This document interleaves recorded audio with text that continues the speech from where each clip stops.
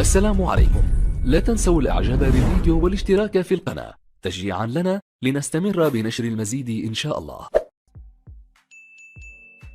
السلام عليكم ورحمة الله وبركاته. أهلا بكم مع موعد مباراة الزمالك القادمة مع بيراميدز في نصف نهائي كأس مصر لموسم 2022-2023 والقنوات الناقلة، وإليكم تفاصيل هذه المباراة ولكن بعد هذا الفاصل.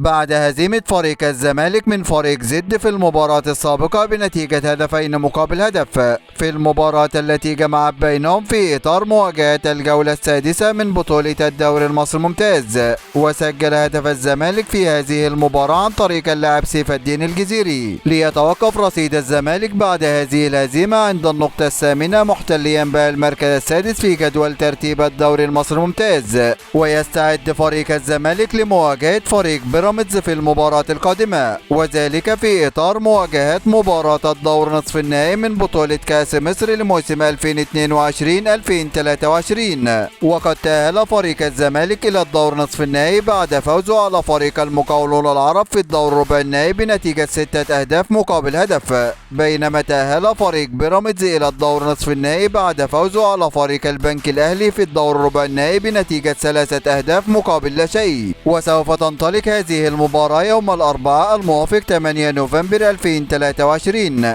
8/11/2023 في تمام الساعة 6 مساء بتوقيت تونس والمغرب والجزائر، 7 مساء بتوقيت مصر والسودان وليبيا وفلسطين، 8 مساء بتوقيت السعودية وقطر والعراق واليمن وسوريا، 9 مساء بتوقيت الإمارات وعمان. وسوف تقام هذه المباراة على ملعب استاد القاهرة الدولي، وسوف تنقل هذه المباراة عبر قناة اون تايم سبورت 1 بصوت المعلق مؤمن حسن.